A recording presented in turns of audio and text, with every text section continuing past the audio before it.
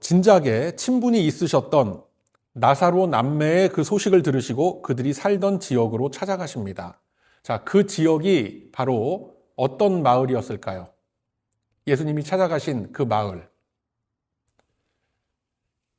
그 마을이 바로 베다니 마을입니다. 우리가 모여있는 이 베다니 마을, 같은 이름이죠. 슬퍼하는 그 가족들의 모습을 보시면서 예수님은 말씀하시기를 25절 말씀처럼 나는 부활이요 생명이니 나를 믿는 자는 죽어도 살겠고 무릇 살아서 나를 믿는 자는 영원히 죽지 아니하리니 이것을 내가 믿느냐라고 하시면서 당신께서 이루어 가실 영원한 생명의 그 믿음을 선포하고 계십니다. 그리고 예수님은 실제로 죽은 지 나흘이 지난 나사로를 말씀 한마디로써 살려내십니다. 마치 성부 하나님께서 태초에 창조를 하실 때처럼 오직 말씀으로 온 우주를 창조하신 것처럼 동일한 기적의 역사를 이루어 내시는 것입니다. 자, 우리가 지난주에 날 때부터 소경된 자를 보시고 그의 눈에 진흙을 이겨 바르시고 눈을 뜨게 해주신 것과 동일한 기적을 지금 또다시 보여주신 겁니다. 예수님께서는 이제 당신께서 이루어 가실 구원의 최종 목적지인 십자가로 향하시면서 십자가에서 이루실 다시 태어남의 그 거룩한 사역들을 미리 보여주고 계신 겁니다. 자, 본문은 우리가 나눈 본문은 바로 이러한 배경 속에서 기록이 된 말씀입니다. 그래서 본문 45절 이하를 보면은 이러한 예수님의 기적을 목격한 많은 이들이 있었고 또 많은 유대인들이 예수님이 메시아이시다라는 것을 믿게 됩니다. 그리고 또 다른 부류가 등장을 하는데 46절 보면 어떤 자들은 바리새인들에게 가서 예수님이 하신 일들을 알렸다라고 합니다. 예수님께서 하신 많은 기적들을 목격한 자들이 바리새인들을 찾아갔던 것은 그들에게 예수님께서 복음이시라는 것, 그가 바로 메시아이시라는 것을 알리기 위함일 수도 있겠지만 어찌됐든 간에 이러한 예수님의 기적을 목격하고 들었던 사람들의 그 반응이라는 것은 양쪽으로 갈라지게 됩니다. 47절 이하에서는 이들이 모여서 예수님이 행하신 일들을 놓고 그 행하신 일들을 믿었던 자들이 보였던 반응과는 전혀 다른 반응이 나타나는 것을 우리가 관찰할 수가 있습니다. 자, 중요한 것은 예수님을 배척했던 그 집단이, 그러니까 예수님을 미워했던 그 사람들이 예수님의 기적 행하시는 것까지 전부 다 부정했던 것은 아니라는 겁니다. 그들도 다 인정했습니다. 그리고 예수라는 인물이 범상치 않은 분이시라는 것, 어쩌면 그 예수라는 사람이 그토록 그들이 고대하고 기다리던 메시아일 수도 있다라는 것을 마음속에 인식하고 있었던 겁니다. 그럼에도 불구하고 그들은 예수님에 대해서 적대적인 반응을 보입니다. 그것도 이 유대 사회의 가장 권위 있는 기관이라고 하는 대제사장들과 바리새파 사람들이 모여서 공회를 소집하고 그 자리에서 예수님의 일들을 공식적으로 논의하기 시작합니다. 요즘 표현으로 대충 이렇게 좀 비유를 해보자면은 어떤 그 검찰청에서 정식 기소를 앞두고 내부적으로 행하는 사전 심의 같은 그런 회의가 열리게 되는 겁니다. 그래서 이 예수라는 사람을 붙잡아서 어떤 방향으로 어떤 죄목으로 매달아서 그 재판을 끌고 갈 것이냐 이런 것을 미리 회의하는 그런 회의가 열리는 겁니다. 자, 여기서 나타나는 유대사회 지도층들의 그 반응을 우리가 눈여겨볼 필요가 있습니다. 그들이 염려하는 것은 이 하나님의 말씀이라는 것이 아닙니다. 그들이 염려하는 것은 하나님의 말씀이 아니라 백성들의 여론과 민심의 동향이라는 겁니다. 그래서 이 대제사장들과 바리새파 사람들이 회의를 소집했던 겁니다. 그들이 말하기를 이렇게 말하죠. 이 사람이, 이 예수라는 사람이 많은 표적을 행하고 있으니 이 우리가 어떻게 해야 되겠느냐라고 걱정을 합니다. 자, 여기에서도 분명히 드러나고 있죠. 그들은 예수님이 일으키신 표적을 부인했던 것이 아닙니다. 이것은 속임수다, 이것은 가짜 마술이다 이렇게 하지 않았습니다. 그들은 예수님이 일으키신 표적이, 기적이 진짜 기적이라는 것을 다 알고 있었던 사람들이었습니다. 그런데도 그들은 예수님을 죽이려고 합니다. 왜요? 그들이 정말로 두려워한 것들이 바로 이런 것들이죠. 48절에 만일 그를 이대로 두면 모든 사람이 그를 믿을 것이요. 그리고 로마인들이 와서 우리 땅과 민족을 빼앗아 가리라. 이렇게 생각을 하는 겁니다. 바로 여기에 그들이 느꼈던 진짜 두려움이라는 것이 나타납니다. 첫 번째 두려움이라는 것은 바로 이스라엘의 대중들이 예수님을 믿는 겁니다. 예수님을 믿는 게 그들한테는 두려움으로 다가오게 되는 거예요. 왜 그들이 두려워했을까요? 대제사장들이나 바리새파 사람들이.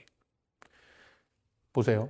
많은 사람들이 예수님을 믿으면 사람들은 자신들을 더 이상 의지하고 존경하지 않을 것이라는 것을 자기들 스스로가 더 잘 알고 있었던 겁니다. 대제사장들과 바리새인들은 종교 권력이라는 것을 가지고 있었습니다. 그들은 누가 정결하고 누가 부정한지 자기들끼리 모여서 결정할 수 있는 권한이 있었습니다. 그들은 누가 하나님께 가까이 갈 수 있고 누가 멀리 떨어져 있어야 하는지 자기들끼리 모여서 자기들 뜻대로 회의하고 결정했던 사람들입니다. 뿐만 아니라 그들은 성전을 통제를 했습니다. 그리고 성전 뜰락에서 장사하는 사람들 다 용인해 주면서 뒤로는 살살 리베이트를 챙기고 있었습니다. 또한 그들은 자기들끼리만 모여서 율법을 해석했고 백성들을 가르쳤습니다. 이러한 그들의 권위와 이들의 그 막강한 힘이 어디서부터 나왔겠습니까? 바로 당시 백성들의 무지함과 의존함으로부터 나온 겁니다. 그래서 여러분, 예나 지금이나 이 성도님들이 말씀을 바로 알지 못하고 말씀 앞에 깨어있지 못하면 온갖 엉터리 가짜들이 와갖고 강단에서 이상한 소리를 떠들어도 그냥 그러려니 하고 믿고 넘어갈 수밖에 없는 거예요. 그래서 여러분들이 깨어있어야 되는 거예요. 그런데 그런 자리에 예수님이 딱 나타나십니다. 예수님은 성전 없이 하나님을 만날 수 있다라고 하셨어요. 예수님은 제사장도 필요 없이 죄사함을 선포하셨습니다.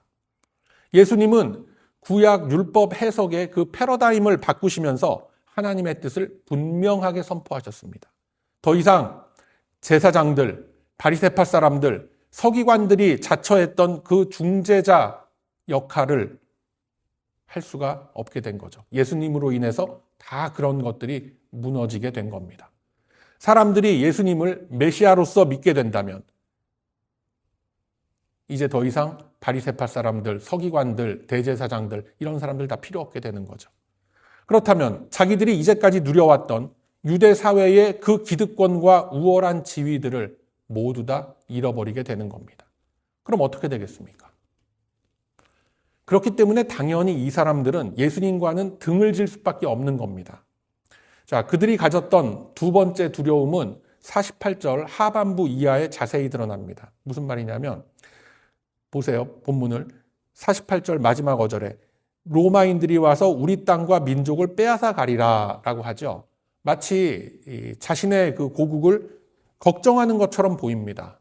그런데 이 걱정의 실체가 뭐냐면은 만일 예수님을 메시아로 믿는 사람들이 많아지게 되면은 당시에 이들을 식민 통치하고 있었던 로마의 중앙정부에서는 어떻게 보겠습니까? 이거를 일종의 그 반란이라고 보게 되는 겁니다. 로마 정부가 통제할 수 없는 종교적 또는 이념적 구심점이 생기는 것을 로마 황제 측에서 원할까요? 원하지 않을까요? 당연히 원하지 않는 겁니다.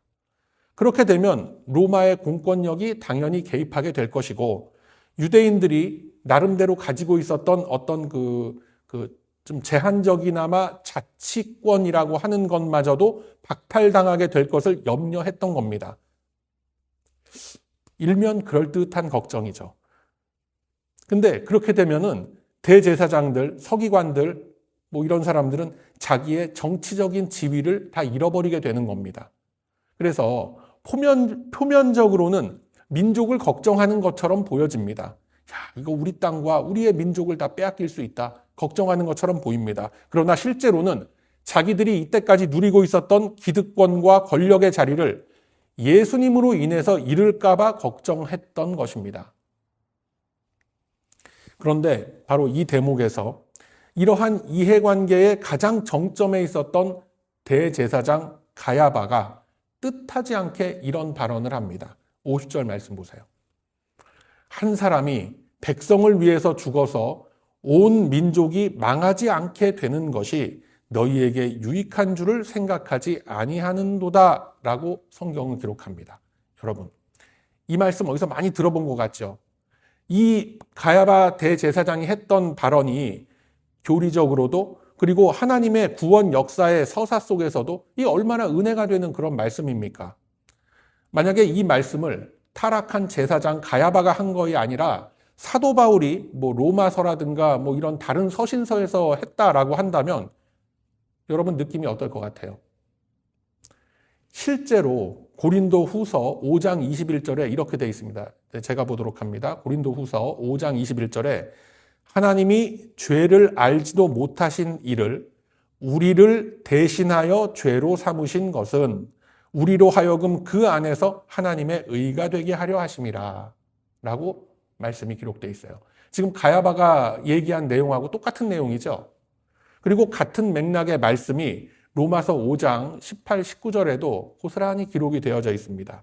그리고 당연하게도 이 대제사장 가야바라는 사람은 구약 성경에 능통했던 인물입니다. 자, 성경을 다들 드셔서 한번 찾아봅시다. 이사야 53장 찾아보세요. 이사야 53장 구약 성경 1033쪽에 있습니다. 구약 성경 1033 이사야 53장 5절과 6절의 말씀을 함께 읽습니다. 이 굉장히 중요한 대목이기 때문에 여러분들이 찾으셔서 우리 같이 읽어야 돼요. 자, 이사야 53장 5절과 6절의 말씀을 함께 읽습니다. 자, 시작. 그가 찔림은 우리의 허물 때문이요 그가 상함은 우리의 죄악 때문이라. 그가 징계를 받음으로 우리는 평화를 누리고 그가 채찍에 맞음으로 우리는 나음을 받았도다. 우리는 다 양 같아서 그릇 행하여 각기 제 길로 갔거늘 여호와께서는 우리 모두의 죄악을 그에게 담당시키셨도다. 아멘. 가장 분명한, 가장 선명한 대속의 약속입니다. 이 말씀이. 대제사장 가야바는 이러한 말씀들을 다 꿰고 있었던 거예요. 해서 본문 52절 마지막 어절에 이제 가야바가 이렇게 얘기를 하면서 미리 말함이로라. 그러니까 이사야 53장을 다 외우고 있었던 거예요. 지금 가야바 대제사장은. 그런데 대제사장쯤 되는 사람이 이 말씀을 그릇된 방법으로 적용을 하면서 말씀의 실체이시고 하나님 능력의 현현이신 예수님을 죽이겠다고 모의하기 시작한 겁니다. 어때요, 여러분? 이것이 바로 인간의 본성이라고 하는 거예요. 사람은 진리를 접했다고 해서 그 진리를 보았다라고 해서 반드시 믿는 것이 아닙니다. 오히려 진리가 드러날수록 자기 마음의 방향이 더 분명하게 드러나는 거예요. 빛이 비춰지면 어두움이 다 사라지는 것 같지만 그 전에 사실은 감추어졌던 더러움이 이 빛으로 인해서 확 드러나는 거랑 다 똑같은 겁니다. 예수님의 사역이 항상 그랬습니다. 예수께서 나타나셔서 말씀을 전하시고 능력을 행하시면 사람들의 반응이 항상 양갈래로 갈라졌음을 우리들이 볼 수가 있는 겁니다. 어떤 사람들은 무릎을 꿇고 경배하며 믿음의 자리로 나아가고 어떤 사람들은 예수님으로 인해서 자기의 유익이 침해당한다고 여기고 이를 갈게 되는 거예요. 오늘도 마찬가지입니다. 예수님으로 인해서 사람들이 갈라지는 거예요. 어떤 사람에게는 이 복음의 빛이 영혼의 생명으로 다가오게 되지만 어떤 사람에게는 이 복음의 빛이 아주 불편한 것처럼 여겨지게 되는 거예요.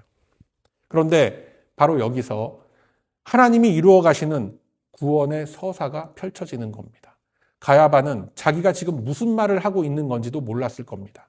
단지 그는 정치적인 계산으로서 예수 하나 죽여서 우리가 로마 공권력으로부터 우리를 스스로 보호하자. 이렇게 그냥 정치적인 계산으로서 얘기를 한 것뿐이에요. 그러나 하나님은 이 가야바의 발언을 통해서 복음의 진리를 선포하도록 하셨던 겁니다. 한 사람이 백성을 위해서 죽음으로써 온 백성이 망하지 않게 되는 것. 가야바는 이거를 정치적인 어떤 희생양으로 삼으려고 했지만 하나님은 이것을 대속의 진리로 사용을 하셨던 겁니다.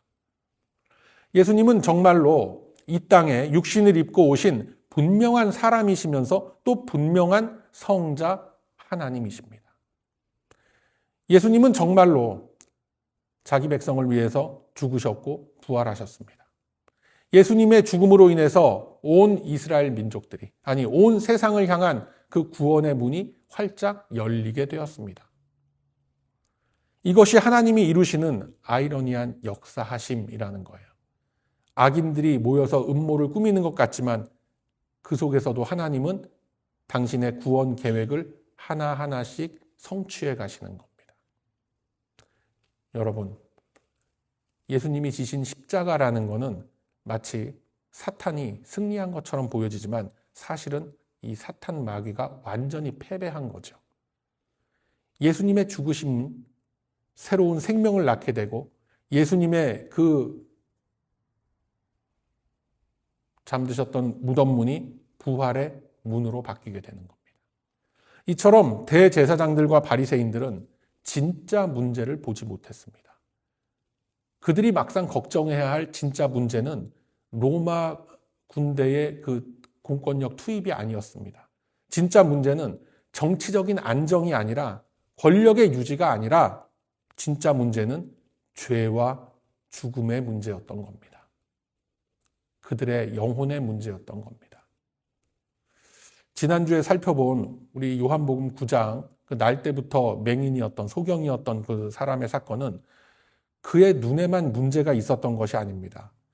날 때부터 소경된 그 사람은 영적인 어둠 속에 있었다라는 것입니다. 오늘 요한복음 11장의 이 나사로는 육체적인 죽음만을 경험한 것이 아닙니다. 이 나사로는 영적 죽음의 상징입니다. 보세요. 인류 전체가 태어날 때부터 소경이에요. 태어날 때부터 앞을 보지 못하는 사람들로 태어나는 거예요. 하나님을 보지 못하고 진리를 보지 못하고 자기의 죄를 보지 못하는 상태에서 우린 다 태어나는 거예요. 인류 전체가 죽어서 죽은 상태에서 태어나는 거예요. 이게 참 역설적이게도. 영적으로 죽고 하나님과 단절되고 죄 가운데 썩은 상태에서 우리는 이 땅에 태어나게 되는 겁니다. 바로 그 자리에 예수님이 강림하셨던 겁니다. 바로 이 문제를, 이 우리들의 문제를 해결하러 이 땅에 오셨던 것입니다. 새 창조를 가져오시기 위해서, 새 생명을 주시기 위해서 이곳에 오신 것입니다. 그런데 당시 종교 지도자들은 이것을 보지 못했습니다. 그들은 자신들의 권력과 자신들의 지위와 자신들의 안전만을 걱정하고 생각했던 것입니다. 자, 그렇다면 오늘 이 말씀 앞에 서 있는 우리들은 어떤 것 같아요, 여러분? 저와 여러분은 어떤 것 같습니까? 우리는 뭔가 다르거나 그들보다는 좀 나은 게 있을 것 같나요? 이 본문의 사건들로부터 시간이 2000년가량이 지났고 문화가 바뀌었고 우리의 옷차림이나 언어 다 바뀌었습니다. 문명이 더 발전을 했고 과학의 눈부신 발전으로 인해서 우리가 몰랐었던 비밀들, 그냥 신비로만 생각했던 것들이 다 밝혀지게 되었습니다. 그러나 그럼에도 불구하고 세월이 이렇게 흐르고 문명이 이렇게 변했음에도 불구하고 변하지 않은 것이 있었으니 뭡니까 그게? 여전히 변하지 않고 있는 것이 있었으니 그게 뭐예요? 바로 우리네 인간의 본성이라는 것, 우리네 인간의 죄악된 본성이라는 것은 2000년 전이나 4000년 전이나 500년 전이나 지금이나 다 똑같은 겁니다. 오늘 본문에 등장하는 대제사장들, 바리새파 사람들, 서기관들, 이 유대 사회에 기득권을 쥐고 있었던 그런 사람들이 예수님의 그 기적을 보고 나서도 말씀이 육신이 되어 자기들의 눈앞에 계신 그 예수님을 보고도 예수님을 믿지 않고 거부한 그 이유와 2026년도 3월 22일을 살아가는 우리들이 어쩌면 예수님을 거부하고 온전히 순종치 못하는 이유가 놀랍도록 똑같다라는 겁니다. 예수님 시절에 바리새인들과 제사장들은 자기들만이 율법의 해석자고 자기들만이 무엇이 옳고 그른지를 판단할 수 있다라고 여겼던 사람들이었습니다. 우리들만이 누가 하나님께 가까이 갈 수 있고 우리들만이 누가 구원을 얻을 수 있는지 정할 수 있고 우리를 통해서만이 이 모든 이스라엘 백성들은 하나님 앞에 나아갈 수 있다라고 생각했던 겁니다. 그런데 예수님이 오셨어요. 예수님은 안식일도 병자를 고쳐주셨습니다. 예수님은 그 사람들의 허락도 받지 않고 세리와 죄인들과 함께 식사를 나누셨습니다. 그들의 승인도 구하지 않고 예수님은 성전 밖에서 죄 사함을 선포하셨습니다. 예수님은 그들이 만들어 놓은 제사 시스템을 거치지도 않고 오히려 그 성전을 둘러엎으셨습니다. 그리고 그들이 수백 년에 걸쳐서 수리하고 재건해 갔던 그 예루살렘 성전이 돌 위에 돌 하나 남지 않고 무너질 것이다라고 예언을 하셨고 3일 만에 그 성전을 다시 세우겠노라고 선포하셨던 거예요. 제사장과 서기관들과 바리새파 사람들은 이러한 예수님을 보면서 위기의식을 느끼는 겁니다. 자신들이 이때까지 평안하게 누려왔었던 이익과 자기들이 내세웠던 그 권위가 다 박살나는 이 아찔한 두려움을 느끼기 때문에 그들은 모두 다 대동단결해서 예수님을 죽이려고 모의를 시작한 겁니다. 그러면 이러한 그들의 모습과 현대를 살아가는 우리들의 모습이 다를까요? 사실상 똑같은 겁니다, 여러분. 우리는 보통 이렇게 생각하죠. 내 인생 내가 결정하는 거야. 내 시간 내가 관리하는 거야. 내 돈 내가 쓰는 그런 거야. 내가 관리하는 돈이야. 내 꿈과 비전, 미래의 희망, 그거 내가 선택하는 거야. 그렇다면 하나님은 도대체 어디 있는 거예요? 아무 데도 없죠. 그저 나를 도와주고 나의 비전을, 내 비즈니스를 돕는 나의 충실한 비서처럼 여기는 거예요. 그런 자리에 예수님이 딱 말씀으로 나오세요. 예수님이 우리한테 말씀합니다. 너 그 일, 그 잡, 그 직장 포기해. 어떻습니까, 여러분? 이 주님이 하늘나라에만 계셔갖고 지금 세상 돌아가는 물정 아무것도 모르시는 것 같은데 내가 지금 10년, 20년 넘게 쌓아오고 준비한 이런 커리어인데 그걸 나더러 포기하라고요? 그거 어떻게 포기합니까? 예수님 같으면 하실 수 있겠어요? 우리는 그렇게 따지고 드는 거예요. 얘야, 저 사람 용서해라 라고 한다면 우리는 뭐라고 합니까? 잘 모르시는 것 같은데 주님, 그 사람이 먼저 나한테 저지른 짓을 좀 먼저 보시고 나한테 와서 그렇게 한번 얘기해 보세요. 그 사람한테 가서는 왜 얘기 안 하시고 나한테 가서 왜 용서하라고 왜 나한테 먼저 그러시는 거예요? 우리는 이러고 있잖아요. 네가 즐기는 이것을 포기해라 라고 하는 말씀 앞에서 우리들의 반응이 어떻습니까? 내가 그 인생 살면서 이게 그저 유일한 하나 낙인데 이거를 포기하라 그러면 도대체 이 세상 무슨 재미로 살란 말입니까? 너는 나를 따르라. 우리는 뭐라고 반응해요? 알겠습니다, 주님. 순종하겠습니다. 그런데 지금 말고 타이밍이 지금이 아니라 내가 가능한 내가 여러 가지 형편과 처지가 좀 어벨어벨한 그때가 되면 그때 가서 내가 뭐라도 따르겠습니다. 다 그렇게 되는 거예요. 이것이 우리의 솔직한 모습인 거예요. 그러면은 결국 우리의 이 보편적인 반응이라는 건 뭡니까? 결국 이거 한마디입니다. 주님 감사합니다. 모든 게 다 감사합니다. 그런데 내 인생은 내가 알아서 살아갈 터이고 내가 알아서 개척할 터이니 주님은 그저 뒤에서 든든하게 축복만 해주세요 라는 거죠. 그나마 내가 주일에 나와서 하나님 찬양하고 이렇게 예배하는 것만으로도 얼마나 큰 희생과 헌신인데 나한테 이래라 저래라 하지 말고 그냥 뒤에서 나를 지키면서 그냥 돌봐주세요 라고 하는 거예요. 이게 2026년을 사는 우리들의 모습, 2000년 전에 예수님을 잡아 죽이려고 모의했던 그 사람들하고 똑같은 모습이라는 거예요. 우리는 예수님의 부활을 믿는다고 고백하죠. 우리는 예수님이 하나님의 아들이시다라고 고백을 합니다. 우리는 예수님이 구세주라는 것을 고백을 합니다. 그런데 우리는 예수님의 말씀 앞에 순종하지 않습니다. 왜요? 우리가 살아오면서 예수님을 체험한, 성령을 체험한 그런 어떤 경험과 그런 증거가 부족해서 그럴까요? 아니죠. 벌써 나무 뿌리 몇 개 뽑았죠.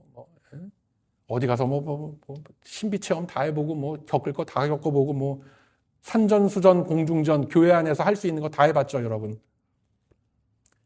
그렇다고 우리가 믿음의 확신이 없을까요?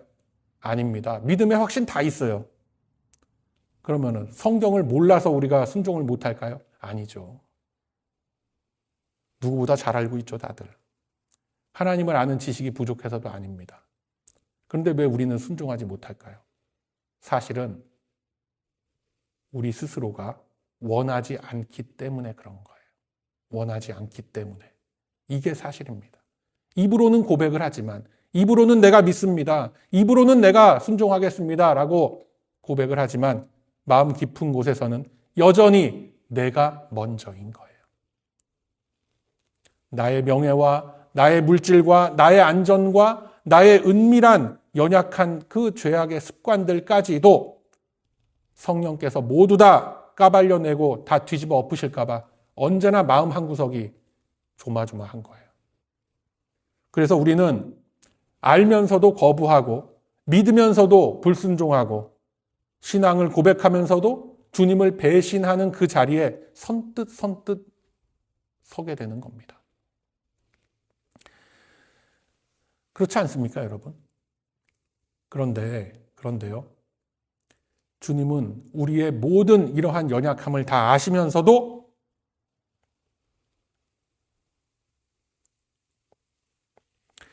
기꺼이 우리들을 위해서 날 때부터 소경되었던 자를 고쳐주셨고 죽은 나사로를 다시 살려주신 겁니다. 그들에게 그 기적을 행하고 표적을 행하는 것이 사실은 예수님 자신의 안위를 해친다라는 것을 뻔히 아시면서도 그 길을 걸으셨고 동일한 길을 따르겠노라고 나선 이들을 다 구원해 주셨어요. 왜요? 바로 우리를 사랑하시기 때문에 그런 겁니다. 이것이 바로 예수님이 우리에게 주시는 무조건적인 사랑이라는 거예요. 나의 조건과 나의 형편과 처지와 나의 이 모습을 따지질 않으시는 거예요. 예수님은 우리에게 새 창조를 주시기 위해서 바로 옛 질서 속에서, 옛 창조 속에서 고통받으셨던 겁니다. 예수님은 우리에게 부활의 새 생명을 주시기 위해서 죽음을 당하셨던 거예요. 자, 여러분, 오늘 나눠드린 말씀 카드 있죠? 로마서 5장 8절의 말씀 함께 읽습니다. 로마서 5장 8절의 말씀 함께 읽습니다. 시작. 우리가 아직 죄인 되었을 때에 그리스도께서 우리를 위하여 죽으심으로 하나님께서 우리에게 대한 자기의 사랑을 확증하셨느니라. 아멘. 사랑하는 우리 배단위 가족 여러분, 저와 여러분은 이러한 하나님의 사랑 안에서 부르심을 입은 거룩한 하나님의 백성들인 줄로 믿습니다. 이제 주님은 우리의 인생길 앞에 선택지를 두셨어요. 하나님은 우리의 선택을 요구하고 계신 겁니다. 우리의 죄를 회개하고 그 예수님으로부터 눈을 떴던 그 소경처럼 죽었다가 다시 살아난 그 나사로처럼 주님을 경배하고 찬송하며 온전히 따르는 길에 설 것인가? 아니면 대제사장들과 바리새파 사람들처럼 기적을 보고도 진리를 알고도 생명을 주시고 구원의 문을 열어주신 그분을 거부하는 길에 쓸 것이냐? 어느 걸 선택하시겠습니까? 오늘 예수님은 우리 각자에게 이렇게 외치고 계신 거예요. 죽은 나사로의 무덤 앞에서 나사로야 나오너라 라고 부르신 그 예수님이 바로 저와 여러분의 이름을 부르시고 계신 거예요. 아무개야, 송진여봐, 나오너라 하고 계신 거예요. 죄와 사망의 권세에 붙들려 있고 여전히 끊어내지 못하고 있는 나의 그 옛사람의 그림자, 그 속에 갇혀 있는 우리를 부르고 계신 거예요. 그래서 그 부르심 앞에 믿음으로 화답하며 나아가는 우리 모두가 다 되시기를 소망합니다. 우리가 아직 죄인 되었을 때에 이미 우리를 위하여 우리를 붙들고 있던 모든 고통과 억압을 깨트리시고 이겨내신 우리 그리스도의 능력은 오늘 이 말씀을 믿는 우리 베다니 가족들의 삶 속에 죽은 나사로를 살리셨던 그 동일한 능력으로서 반드시 역사하실 것입니다. 이 믿음과 확신을 품으시고 나를 동여매고 있던 모든 그 과거의 나쁜 기억들과 그 연약한 죄악들로부터 이제 완전한 자유와 승리를 누리는 우리 모두가 다 되시기를 바랍니다. 그러함으로 이제는 여전히 연약한 모습에 갇혀서 예수님을 멀리했던 모든 기억들, 이제 다 그 습관들 다 버리고 새 생명의 능력과 소망을 주실 주님과 동행하며 예수님이 이겨내신 그 승리의 기쁨을 함께 누리며 나아가는 저와 여러분의 의미 있고 값어치 있는 이 인생길이 다 되시길 이 아침에 주님의 이름으로 축원드립니다. 아멘.